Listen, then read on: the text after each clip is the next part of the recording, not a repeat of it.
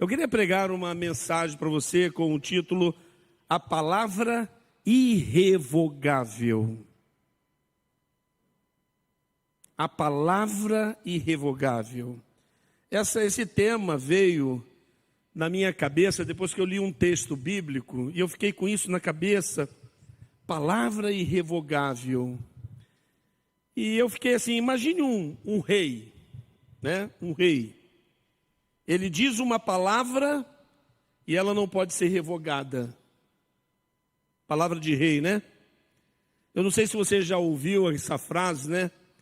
Palavra do rei não volta atrás. Palavra de rei não volta atrás.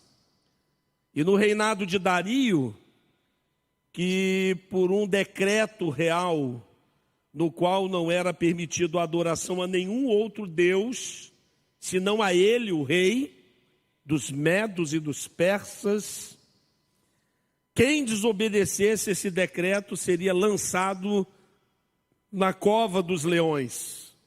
Leões famintos, que não pensariam duas vezes até comer a sua carne e palitar os seus dentes com seus ossos.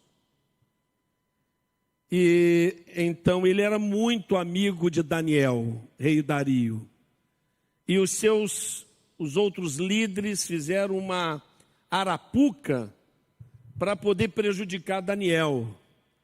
E Daniel era um homem de oração, e ele orava naquele mesmo horário, voltado para Jerusalém. Ele tinha esse hábito.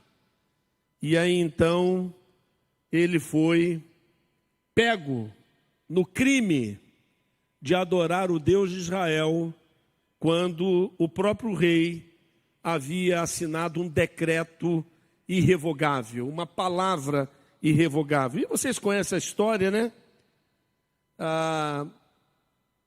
Lá em Daniel capítulo 6, verso 8 e 9, disseram assim os homens: agora, ó rei, emite o decreto e assina-o, para que não seja alterado, conforme a lei dos medos e dos persas, que não pode ser revogada. E o rei Dario assinou o decreto. Daniel foi pego, levado para a cova dos leões, e como vocês sabem, o Senhor o guardou, o Senhor o abençoou, e ele não foi tocado por aqueles animais. Um milagre, proteção de Deus sobre a sua vida. E aí então os seus algozes foram colocados no seu lugar lá naquela cova, e os leões então fizeram a festa. Mas eu citei esse texto de Daniel só para poder dar um exemplo que palavra de rei não volta atrás. Nessa noite eu quero trabalhar com você a palavra de Deus, uma palavra irrevogável. Eu encontrei esse texto lá em Romanos, capítulo 14, verso 11, que diz assim: porque está escrito, por mim mesmo jurei, diz o Senhor, diante de mim todo joelho se dobrará e toda língua confessará que sou Deus. Paulo falando aos crentes de Roma, mas transferindo uma palavra de Jesus. Na verdade, Paulo está fazendo uma citação de Isaías, quando o Senhor falou através do profeta para aquele povo rebelde, povo de Deus rebelde. O Senhor falou: olha, eu vou emitir um decreto, e esse decreto será um decreto perpétuo, será um decreto irrevogável, palavra do Rei dos Reis, que todo joelho se dobrará e toda língua confessará que Jesus é Deus. Saiba, irmãos, haverá um dia em que isso acontecerá. Esse é um decreto que ele é irrevogável. Todo joelho se dobrará.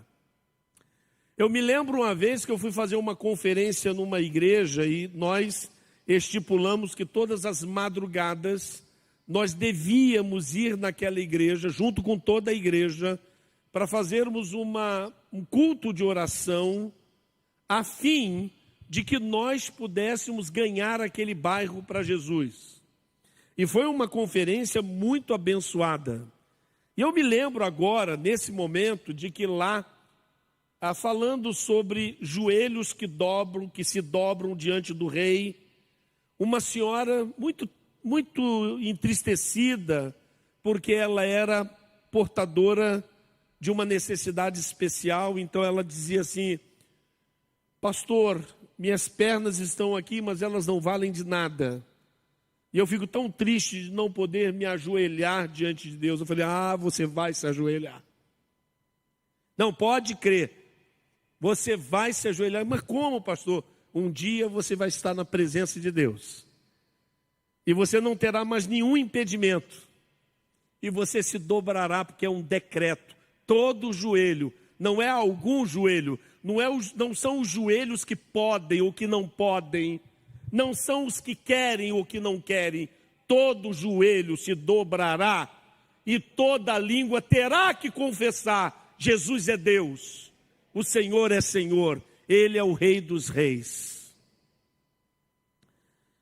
Pastor, mas quando isso vai acontecer? Ninguém sabe. Esse decreto é um decreto poderoso, mas ninguém sabe, a gente só sabe o que a Bíblia nos revela. E a Bíblia diz, em Mateus capítulo 24, verso 27, a Bíblia diz que, porque assim como o relâmpago sai do Oriente e se mostra até o Ocidente, assim será a vinda do Filho do Homem. Essa expressão Filho do Homem é uma expressão que se refere a Jesus, usada por Jeremias e alguns dos profetas, quando se referiram ao Messias. E o Messias é Jesus.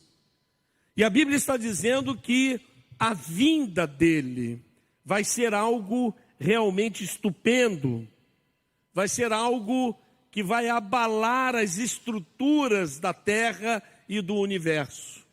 Vai ser o dia em que o Senhor vai dizer que acabou o tempo da terra e agora se estabelecerá o tempo eterno. Os relógios vão parar, toda a obra de todas as indústrias, de todas as fábricas, tudo vai estacionar, porque o rei chegou. Esse rei vai chegar e tudo vai se voltar para ele. A Bíblia diz que todo olho verá, todo olho vai ver o rei chegando. Não importa se você estiver no hemisfério sul ou norte, não importa, isso vai ser um milagre, alguma coisa que não fugirá ao olhar de ninguém. Vai estabelecer-se o juízo final. O juízo final, o Senhor vai chegar agora não mais como um carpinteiro, ele não vai chegar mais como alguém que vem fazer uma obra de restaurar as pessoas. Isso ele já veio, já fez.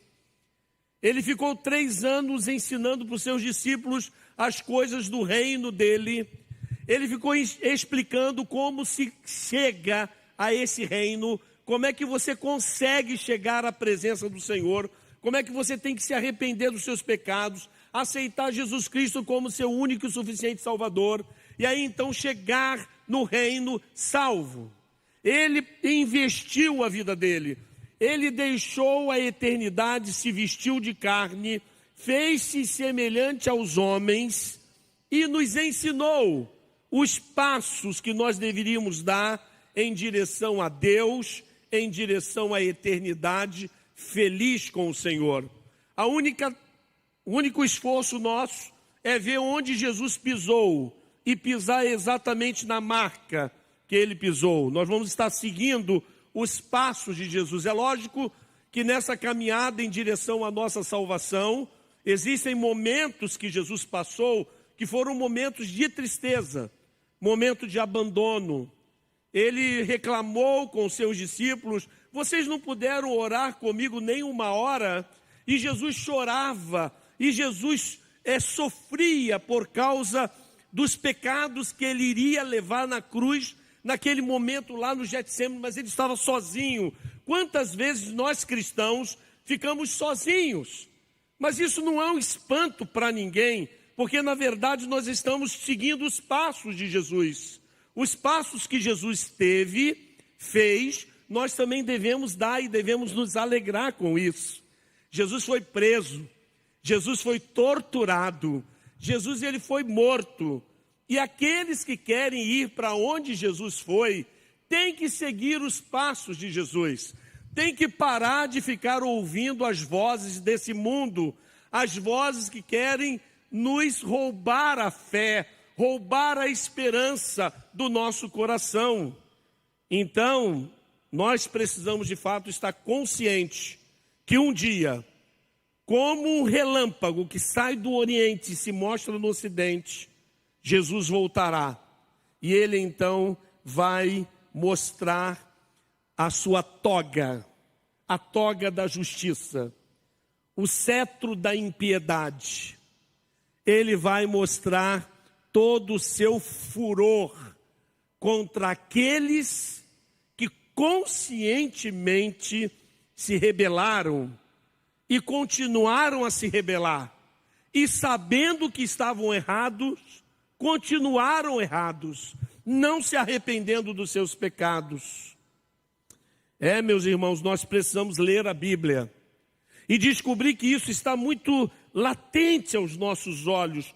Por exemplo, quando você lê Mateus capítulo 25, verso 31 a 33, diz assim: quando o Filho do Homem vier em sua glória com todos os anjos, assentar-se-á em seu trono na glória celestial.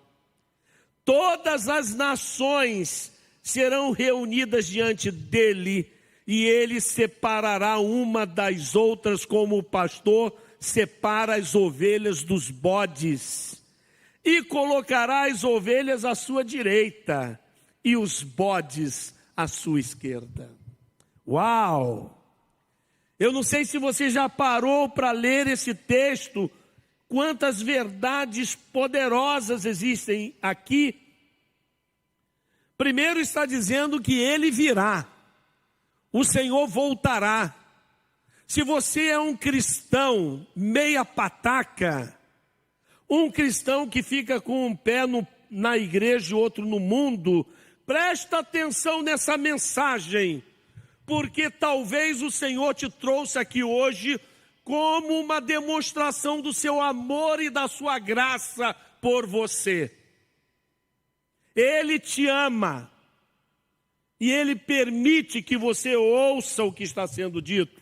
Não são palavras do pregador, são palavras do Senhor. Ele soprou no ouvido dos seus santos homens para escreverem o que Ele queria dizer. E Ele disse que quando eu voltar com todos os anjos, imagina, todos os anjos, querubins, arcanjos, anjos, enfim, todos aqueles anjos que Ele criou vão vir com Ele na glória. Ele vai estabelecer o seu trono. Diz mais, todas as nações serão reunidas diante dele. E aqui entenda-se que está falando sobre poderio, pessoas poderosas, pessoas que se acham donas desse mundo, que podem controlar as bombas atômicas, que podem fazer uma guerra biológica, que podem controlar o dinheiro e o poder desse mundo. Todos esses vão estar ali diante do Senhor, prostrado diante dele, porque não há outra maneira de você ficar diante do Senhor no juízo final, se não for constrangidos e forçados pelo poder da glória do Senhor a nos rendermos aos seus pés. Não há como. E Ele vai separar. Esse texto aqui é um texto que você tem que prestar bem atenção. Ele vai dizer que Ele vai separar as pessoas. Não adianta a gente colocar na nossa cabeça alguma coisa sobre salvação. Não adianta a gente imaginar alguma coisa que a nossa vil interpretação possa dizer sobre o que vai ser no céu. Não adianta nada disso, a verdade dele se estabelecerá. E ele vai separar. Às vezes ele vai separar pais de filhos, esposo e esposas, amigos e amigas. Ele vai separar as pessoas. E ele está dizendo que vai colocar alguns na sua direita, perto do seu braço forte, o braço aguerrido do Senhor. E muitos ele vai colocar à sua esquerda. Como um pastor separa os bodes, as ovelhas dos bodes. E aí continua o texto. O verso 34 diz assim: então o rei dirá aos que estiverem à sua direita: venham benditos de meu Pai, recebam como herança o reino que lhes foi preparado desde a criação do mundo. Ah, que Deus maravilhoso é esse! Você acha que ele perdeu tempo? Ele não perdeu nenhum tempo. Quando Adão e Eva disseram não para ele, quando Adão e Eva se rebelaram contra ele, ele começou a preparar a nossa morada na eternidade, quando nem ainda o plano de salvação estava sendo executado. Ele ainda não tinha escolhido Abraão, que de Abraão nasceria a nação, da nação que nasceria o Salvador do mundo. Nada disso tinha pensado, mas aqui ele diz que desde a criação do mundo, ele preparou uma herança para nós, uma herança para você, para aqueles que forem colocados à sua direita. Mas também diz o texto no verso 41, então ele dirá aos que estiverem à sua esquerda: malditos, malditos, apartem-se de mim para o fogo eterno, preparado para o diabo e seus anjos. Você sabe que daqui a um tempo, o Senhor Deus, o Deus cristão, o único Deus verdadeiro, ele já é o odiado de muitas pessoas. E ele será mais odiado ainda. E os cristãos que obedecerem à palavra do Senhor serão também odiados por essas pessoas. Sabe por quê? Porque são pessoas que não aceitam a autoridade de Deus sobre as suas vidas. São pessoas que se tornaram deuses de si mesmo. São pessoas que querem dizer o que crer, o que fazer, o que decidir. Elas não aceitam o Senhor sobre a sua vida. As pessoas, na verdade, gostam muito de um Salvador. Porque quem não quer ser salvo? Mas poucos admitem aceitar um Senhor sobre a sua vida. Alguém que diga: não, isso você não vai fazer. Sim, isso eu deixo você fazer. Não, eu não deixo mais você fazer isso. Tem pessoas que não aceitam a autoridade por vários motivos. Às vezes traumas na criação, às vezes mesmo opressão maligna. Fato é que esse Deus está dizendo que ele vai começar o juízo com aqueles que ele colocou à sua esquerda, chamando-os de malditos. Malditos. Malditos. É a hora da correção. É a hora que o chicote vai comer solto no lombo das pessoas. As pessoas gostam de pensar num Deus bonzinho, tipo uma figura de Papai Noel. E por causa dessa falta de conhecimento das Escrituras sobre a autoridade, muitos pais já perderam a autoridade sobre os seus filhos. Porque não podem mais chamar a atenção dos seus filhos, nem pode fazer alguma correção dos seus filhos. Essa igreja, a igreja cristã, será um dia perseguida, porque nós ensinamos os nossos pais a corrigir os seus filhos e até dar uma palmada se for necessário. Mesmo porque não são os cientistas que não sabem nada nesse mundo que vão ensinar para nós aquilo que a palavra de Deus nos diz, que com a vara se afugenta a rebeldia. É isso que o nosso Deus diz. Não importa o que os sociólogos, psicólogos, psiquiatras e homens vis desse mundo tentam ensinar para nós. Não. Nós nos submetemos ao Rei dos Reis. Nós dissemos, sim, Senhor, nós te aceitamos como nosso Senhor, como nosso Salvador. Então eu acho que todos nós temos que nos preocupar. Todos nós. A obediência da nossa vida, a maneira como nós obedecemos o Senhor, vai dizer se o nosso coração é um coração obediente, que realmente instituiu o Senhor como nosso pastor, como aquele que guia as nossas mentes, as nossas decisões. Somos pessoas que oramos o tempo todo pedindo a direção de Deus. E depois que oramos, nós vamos para a Bíblia e vamos ver na Bíblia aquilo que o Senhor tocou em nosso coração, se ali está daquela maneira, porque o nosso coração é enganoso, dele procede tudo que é ruim.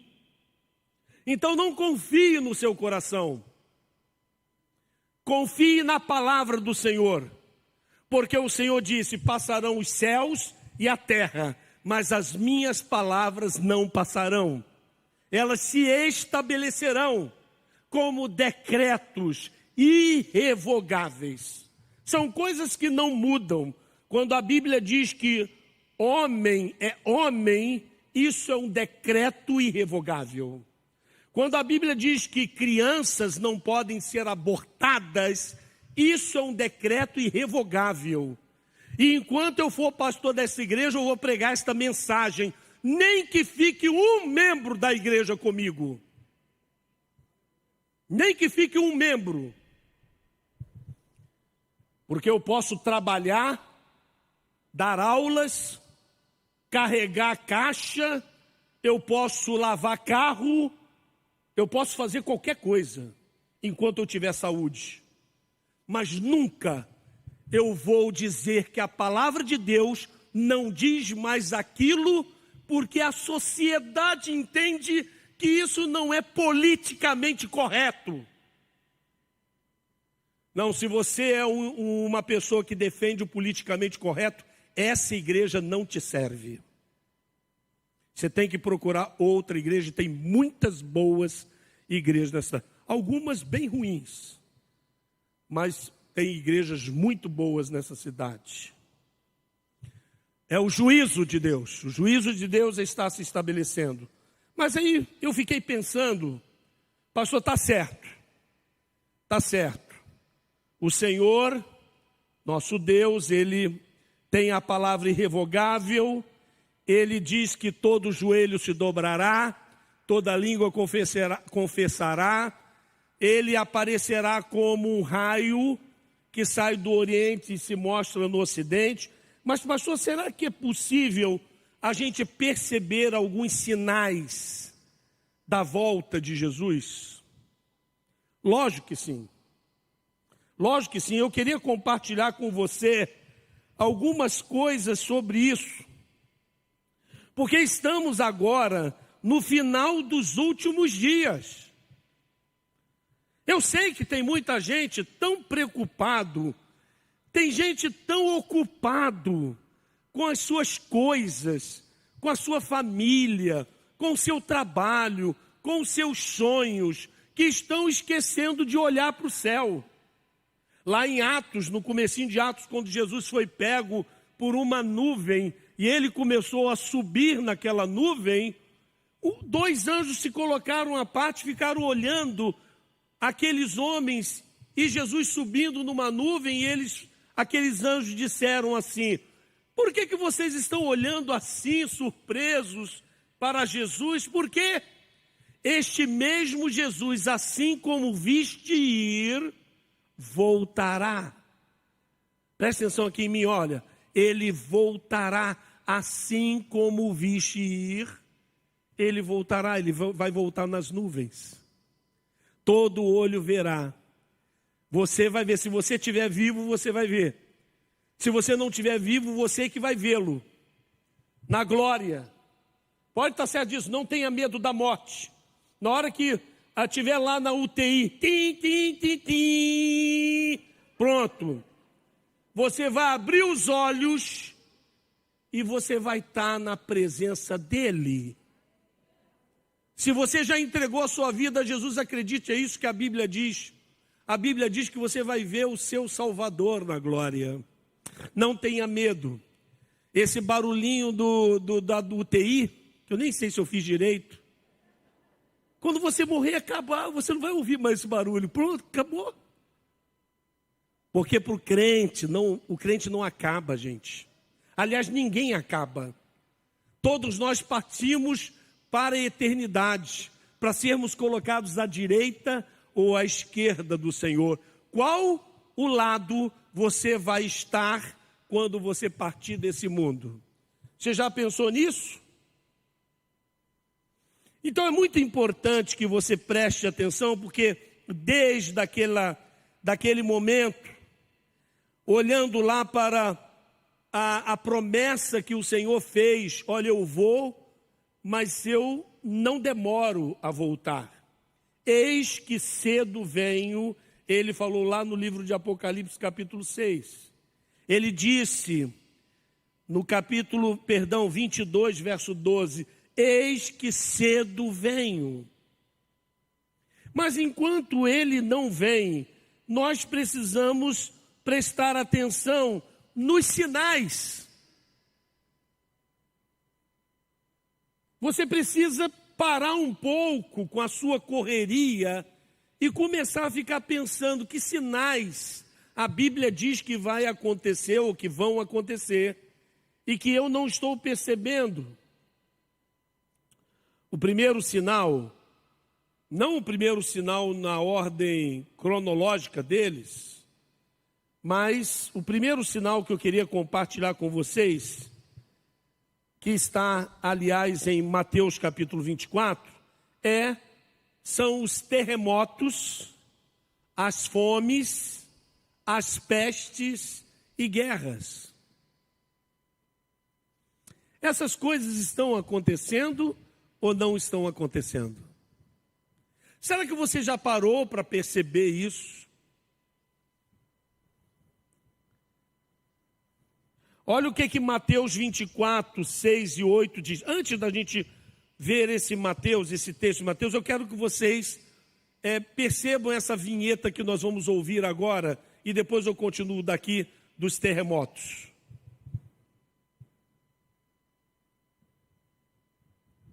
Estando com os discípulos no Monte das Oliveiras, Jesus ouviu deles a seguinte pergunta: que sinal haverá da tua vinda e da consumação do século? O mestre, então, enumerou vários sinais indicadores do seu retorno à terra. Alguns sinais destes apresentados tiveram cumprimento inicialmente em Jerusalém e serviram como maquete ilustrativa dos acontecimentos do fim. Outros sinais, porém, estão se cumprindo agora, em nossos dias.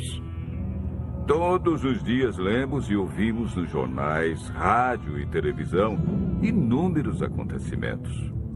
São várias as tragédias: terremotos, chacinas, roubo, enganos, crianças abandonadas, doenças, fome, guerras. O que diz a Bíblia sobre esses acontecimentos?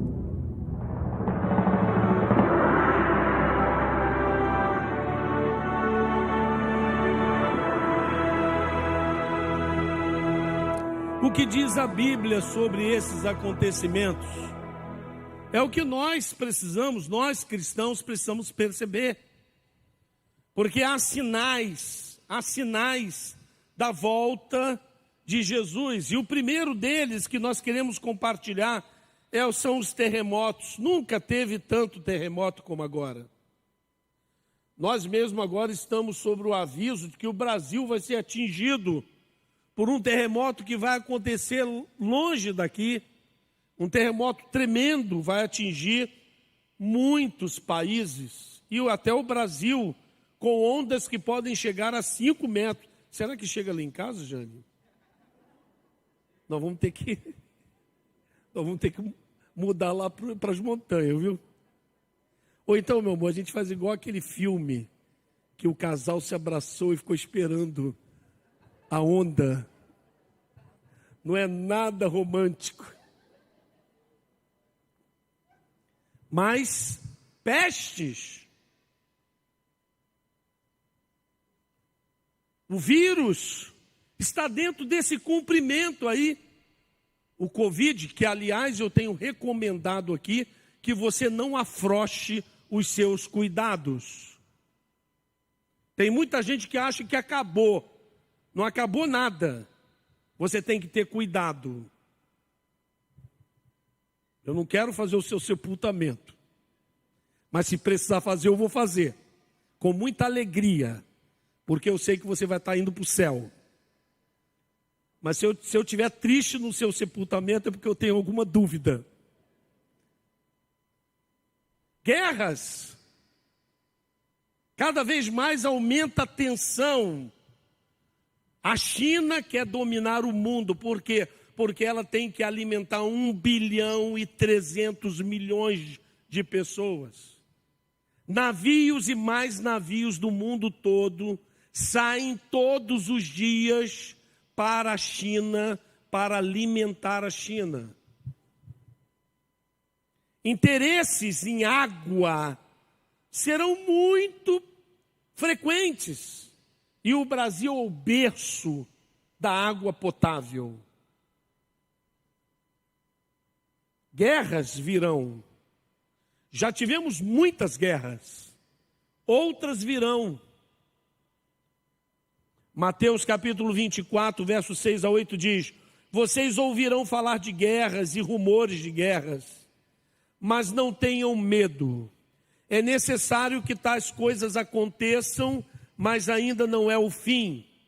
Nação se levantará contra nação, e reino contra reino. Haverá fomes e terremotos em vários lugares. Tudo isso será o início das dores. Você vai vendo a história dos últimos 70 anos do planeta Terra, e você vai encontrar todos os sinais que a Bíblia apresenta como sinais que dependem aqui do mau funcionamento. Tivemos pessoas morrendo de fome no mundo. Quando a Rússia foi tomada pelo comunismo, Lenin, fizeram uma mudança séria em um dos países que faziam a União Soviética. E isso custou uma fome terrível na Rússia. 5 milhões de pessoas morreram de fome. Terremotos, nós temos um que nós conhecemos muito bem, porque adotamos o Haiti como um país que nós investimos lá e abençoamos. Fazemos muito pouquinho, mas fazemos alguma coisa. E lá em 2010 teve um terremoto seríssimo, matou 300 mil pessoas. Tem muitos terremotos que aconteceram e que foram ceifadas vidas e mais vidas. O que é isso? São o que aqui Jesus está dizendo em Mateus. Ouvirão de guerras, terremotos, tá? Mas não é o fim. Mas está dizendo o fim vai chegar. Olha aí mais um terremoto. Você não está prestando atenção? Qual o livro sagrado mais que tem dessas religiões que dizem existir um Deus, que prevê essas coisas? Nenhuma. Tem alguns místicos como Nostradamus e outros aí, mas nada como a palavra do Senhor, um livro fidedigno, perseguido por muitos, mas que permaneceu para chegar aqui essa noite e dizer para você: Jesus está voltando. Você precisa estar atento. Fomes. Não precisa ter uma catástrofe de fome, porque todo ano milhares e milhares e milhares de pessoas morrem de fome, com países jogando comida fora na lata do lixo. Terremotos, fomes, pestes e guerras. Está aí um sinal. Outro sinal é o do surgimento de anomalias no céu. Isso é algo assim inacreditável. Tem pessoas que não prestam atenção nas coisas. E eu, antes de comentar sobre isso, eu poderia citar, dentre um dos sinais que aconteceram terríveis, foi em 1918, 1919, quando o mundo experimentou a gripe espanhola. A gripe espanhola, ela matou 50 milhões de pessoas na Europa. A Europa ficou devastada. Não sabia o que fazer com tantos corpos empilhados nas ruas. Parecia que a Europa iria sucumbir. E levou anos e anos e anos para ela se recuperar. Os sinais estão aí agora, esses sinais no céu. Que coisa terrível, esses sinais no céu. Olha o que diz Apocalipse capítulo 6, verso 12 e 13. Ele diz assim: observei quando ele abriu o sexto selo, houve um grande terremoto. O sol ficou escuro como tecido de crina negra. Toda a lua tornou-se vermelha como sangue. E as estrelas do céu caíram sobre a terra, como figos verdes caem da figueira quando sacudidos por um vento forte. Não, essa palavra não é uma palavra só de Apocalipse. Eu não coloquei ali não, mas eu separei aqui. Joel capítulo 2, verso 30 e 31 diz assim: e mostrarei prodígios no céu e na terra, sangue e fogo e colunas de fumaça. O sol se converterá em trevas e a lua em sangue, antes que venha o grande e terrível dia do Senhor. Uau, lá em Joel já se falava alguma coisa que o Senhor sopraria nos ouvidos de João para escrever no Apocalipse a mesma coisa. É um sinal da volta do Senhor.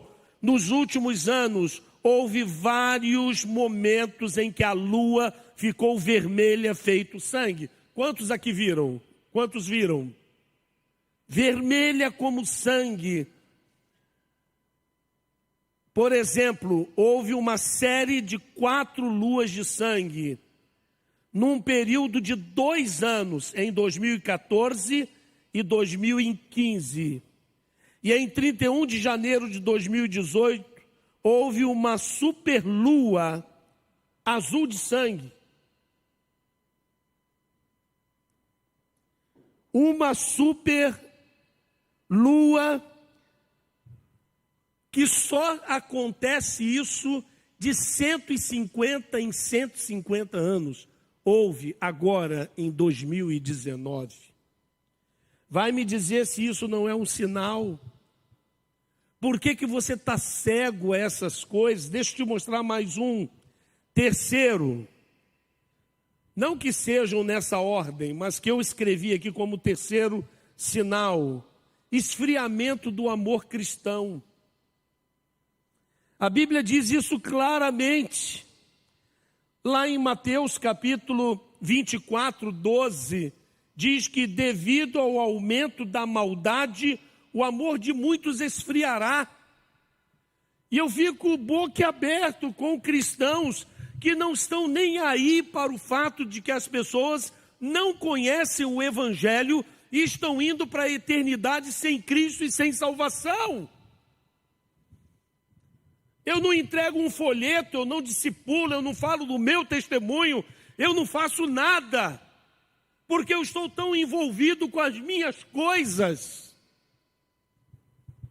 Só que o nosso Salvador deu a vida dele por nós.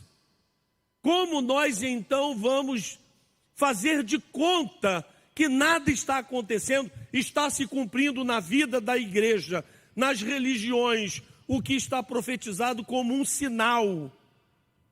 Devido ao aumento da maldade, o amor de muitos esfriará.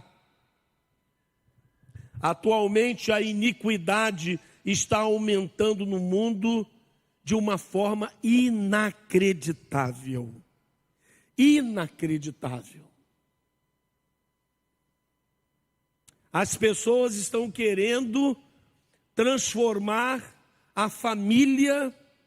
Na verdade, o que querem muitos é destruir a família e estabelecer uma relação sexual livre com tudo e com todos.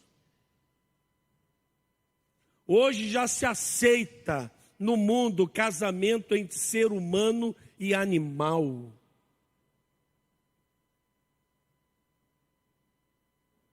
Não, os sinais estão muito nítidos. E em vez da igreja partir para cima, a igreja está esfriando. Quarto sinal: o surgimento de falsos profetas. Sim, e tem surgido muitos falsos profetas. Mateus 24, verso 24 diz: pois aparecerão falsos cristos e falsos profetas, que realizarão grandes sinais e maravilhas, para, se possível, enganar até os eleitos. Como se abateu no mundo de hoje um negócio assim: eu não estou nem ligando, se está falando de Deus, para mim é o que basta. Como? Como se o livro de Tiago diz que até os demônios temem a Deus e tremem diante dele. E o que a Bíblia diz sobre os falsos profetas? E se quem está dizendo Deus, Deus, Deus aí, não é o Deus que está revelado nas Escrituras? Talvez seja por causa disso, irmãos, que a Bíblia escolheu para nós o termo ovelhas. Porque ovelha é um bicho muito idiota. E eu me incluo nessa classificação. Somos muito ingênuos e aceitamos qualquer coisa. Não, nós precisamos olhar para a palavra. A palavra deve dizer para nós mesmos o que nós temos que abandonar na nossa vida, mesmo que você não queira, mesmo que seja gostoso, você tem que dizer: não, a palavra tem poder sobre a minha vida. Isso é que significa escolher Jesus como Senhor da nossa vida. Não, hoje tem cada coisa, cada interpretação das Escrituras. Eu não consigo, às vezes, ouvir um programa de rádio da nossa cidade, com os absurdos que são falados. Eu sei que não é um negócio engraçado, mas às vezes eu me lembro até de uma piada, de um pregador que disse: olha, está aqui nas Escrituras e é verdade. Jesus é o alfa e o ômega. E aí ele começou a explicar esse texto. Jesus é o alfa. Tem carro melhor do que o Alfa Romeo? Mas Jesus é igual ao Alfa Romeo. E outra coisa aqui está ômega, mas está errado, é ômega. Tem relógio que marca a hora tão certo como o relógio.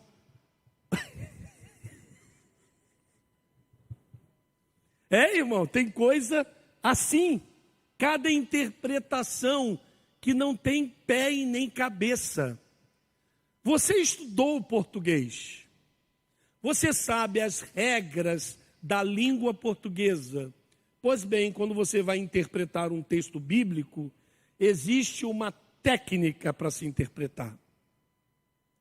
Quando você vai ler um texto grego, você tem que procurar as palavras gregas que você não conhece, e você então pode interpretá-las, de acordo com o dicionário do léxico do grego para o português. Por exemplo, quando Jesus vai caminhar com João na praia, lá no capítulo 21 de João, Jesus pergunta assim: Pedro, você me ama? E aí Pedro responde: sim, Senhor, eu te amo. Mas é porque no português não existe diferenciação da palavra amor. Mas para você entender um pouquinho, e não é a mesma coisa, a palavra grega usada por Pedro na resposta não é bem a mesma palavra que Jesus usou. É como se Jesus dissesse assim: Pedro, você agapau-me, de agapaus, do sentido do amor que vem de Deus? Aí Pedro responde assim: sim, Senhor, eu filéu-te. Ele usa a palavra filos, que significa amor de amigo. E aí Jesus não se incomoda com isso e diz: apacenta o meu rebanho. É como se Jesus estivesse dizendo o seguinte: apacenta o meu rebanho a si mesmo. Quando chega na última vez, ele faz isso mais uma vez, e na terceira vez, Jesus inverte. Você não consegue ver isso no português, porque não existe uma palavra no português que possa fazê-lo. Mas Jesus responde, Jesus não começa mais com agapaus, ou ágape.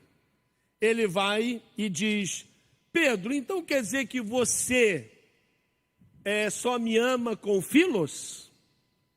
E aí Pedro diz assim, aí é que você entende por que Pedro diz assim: sim, Senhor, tu sabes de todas as coisas, e o Senhor sabe que eu só te amo com filos. Aí Jesus falou assim: não tem problema, apacenta o meu rebanho a si mesmo. Você precisa ter técnica de interpretação.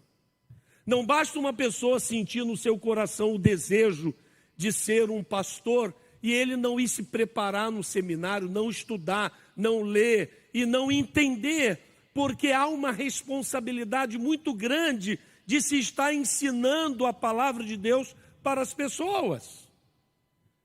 Lá em Tiago capítulo 3, verso 1 diz assim: não quereis muitos de vós serem mestres, porque nós, os mestres, seremos julgados com maior rigor.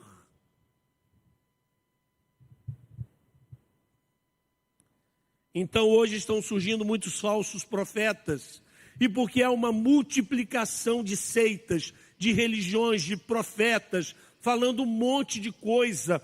Para de ouvir quem não é o seu pastor. O seu pastor sou eu. Eu fui colocado como anjo desta igreja. Anjo aí é anguelos, significa mensageiro. Não é um anjo assim com asa que vai voando, não. Mesmo que eu estou muito pesadinho para poder voar com qualquer asa que Deus me der. E Deus não dá asa cobra, né? Eu sou o seu pastor. Está com dúvida? Manda e-mail, manda o WhatsApp. Não fica procurando resposta em pessoas que você não sabe da formação e nem da intenção. Porque é um sinal do final dos tempos, a multiplicação de profetas falsos nesse mundo. E por último, existem muitos outros sinais, mas senão eu ficaria aqui a noite toda falando. O quinto é a divulgação do evangelho no mundo. Sim, e aí você se insere bastante nesse processo. Lá em Mateus 24:14 diz assim: e este evangelho do reino será pregado em todo o mundo como testemunho a todas as nações, e então virá o fim. Não, os sinais estão aí. Os sinais no tempo, os sinais nos céus, os sinais dentro da igreja. As coisas estão acontecendo. E aí você olha para o texto lá de Romanos 14, verso 11, porque está escrito: por mim mesmo jurei, diz o Senhor, diante de mim todo joelho se dobrará, toda língua confessará que sou Deus, diz o Senhor. Há uma palavra para você nesta noite. Te assustou um pouco, te chamou a atenção um pouco. Hoje está difícil de assustar alguém. Nós já estamos tão assustados com tantas coisas e tão incrédulo com tantas coisas. Mas escuta só esses minutinhos finais da minha palavra. Deus tem uma palavra irrevogável para você nesta noite. Foi escrito há 2000 anos atrás, mas ela é atual. João capítulo 5, verso 24 diz assim: eu lhes asseguro, é Jesus dizendo, se você ouvir a minha palavra e crer em Deus que me enviou, você tem a vida eterna e não será condenado, mas já passou da morte para a vida. Essa é uma palavra para você, uma palavra que não pode ser revogada. Quem está dizendo assim, eu te asseguro, é o próprio Jesus. E ele tem poder, ele tem autoridade para isso. Ele é o único líder religioso do mundo que venceu a morte. Se você quiser visitar o túmulo de Siddhartha Gautama, o Buda, você vai encontrar. Se você quiser visitar o túmulo de Allan Kardec, você vai encontrar. Se você quiser encontrar o túmulo de Maomé, você vai encontrar. Mas se você for em Jerusalém visitar o túmulo de Jesus, ele está vazio, porque ele venceu a morte. Ele é o vitorioso. Alguém que venceu a morte, veja bem, ele morreu. Herodes, os líderes do judaísmo mandaram soldados para ficar em frente ao túmulo. Está registrado na Bíblia. E eles ainda eram maldosos. Eles falavam assim: não, pode ser que eles venham, roube o corpo de Jesus para dizer que ele ressuscitou. Vamos colocar guardas lá. Então eles colocaram aquela pedra no túmulo e colocaram um selo lá para guardar, para ser, não pode ser violado. E colocou soldados em frente ali. Só que de madrugada, no terceiro dia, aqueles guardas estavam ali, eles começaram a sentir alguma coisa diferente. A terra começou a tremer. Começou a tremer e eles ficaram assustados. E eu pergunto para vocês acham que eles ficaram ali para ver alguma coisa? Eles correram de medo, largaram suas lanças, seus escudos e correram. E o túmulo abriu-se sozinho. E Jesus ressuscitou. E mais, que muitos crentes não sabem disso, Jesus ressuscitou e ele apareceu a muitas pessoas. Ele apareceu primeiro a mulher. As mulheres foram lá ver. E Maria Madalena deu de cara com Jesus, dizendo: onde você colocou o meu Jesus, e era Jesus que estava falando com ela. Depois Jesus vai lá onde estavam os discípulos, e ele transpassa a porta. Estando as portas fechadas, ele passa pela porta e diz para os discípulos: paz seja convosco. Não tem nada de a paz do Senhor. Para com essa conversa. Você pode dar a paz do Senhor à vontade, para mim não tem problema nenhum. Ah, mas está na Bíblia coisíssima nenhuma.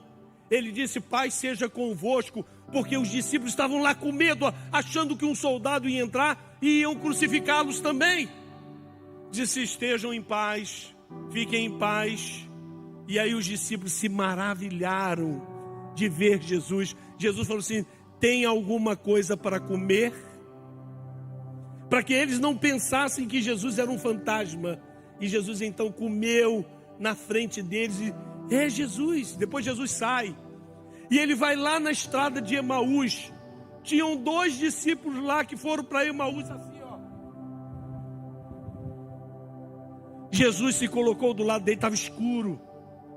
Não enxergava nada, e Jesus começou a conversar com eles, mas eles não reconheceram a voz de Jesus.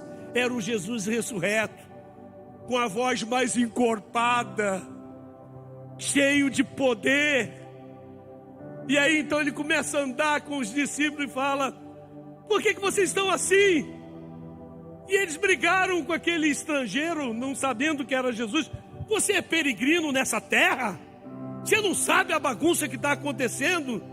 Ele: não, me conta aí. E aí então começaram a contar. E aquela conversa foi gostosa. Jesus mostrou aí que Ele quer caminhar contigo todo dia. Que você vai chegar lá na glória e Ele vai sentar contigo e vai conversar com você. E você vai sentir a conversa gostosa de Jesus. Ontem nós fomos comer uma feijoada lá na casa do Paulo Bispo. Flamenguista, infelizmente. Mas que coisa gostosa a gente sentar e conversar. Eu conversava com um, conversava com o outro. Ele vai dar outra feijoada e vai te convidar. Acredite nisso, você tem fé? Ele vai te convidar. E aí você vai, conversa com um, que coisa gostosa. Nós sentimos a presença do Senhor entre nós. Não havia maledicência, não havia conversa sendo jogado fora. E ali eu preguei para eles e falei de Jesus para eles. Foi um momento gostoso. Era assim que aqueles 2 no caminho de Emaús estavam se sentindo. Quando Jesus fez que ia para outro lado, eles disseram: fica conosco, Senhor, fica conosco, já se faz tarde, entra na nossa casa. E Jesus entra, e quando ele pega a lamparina e ele acende, os discípulos então olham para ele, e aí então de repente Jesus desaparece, e eles ficam comentando entre eles, bem que no caminho, quando ele falava, o nosso coração ardia. Será que essa noite o coração teu está ardendo por Jesus? Será que você está entendendo que Jesus quer andar com você, porque está chegando o dia final, está chegando a hora, ou de você se encontrar com Ele, ou de Ele vir pegar a sua igreja? Será que você compreende isso? Não, Jesus não conversou só com esses, não. Jesus ficou cerca de 50 dias em Jerusalém. Mais de 500 pessoas viram e conversaram com Jesus. É inconteste. Jesus ressuscitou. Está registrado por várias autoridades. E Ele está dizendo para você: eu tenho poder sobre a morte. A chave da vida eterna e da morte eterna estão nas minhas mãos. Eu as capturei com o meu sacrifício. Então eu lhes asseguro, se você ouvir a minha voz e crer naquele que me enviou, você não terá a vida eterna. Você tem a vida eterna. E você não entrará em condenação. Ou seja, ligou os pontos? Você vai chegar na glória, enquanto nós vamos estar chorando aqui pelo seu corpo em cima de um caixão, e você está chegando lá na glória. E aí o anjo já está colocando você do lado.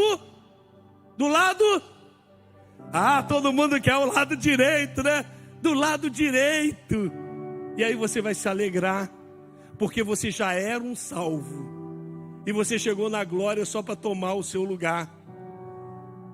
esteja atento com os sinais. Jesus está voltando. O que você está fazendo para caminhar outras pessoas para o lado direito de Jesus? Esta é a palavra que nós temos para você nessa noite. Uma palavra irrevogável, que não se pode mudar, não se pode alterar. Amém? Você pode dar uma salva de palmas em glória a Deus.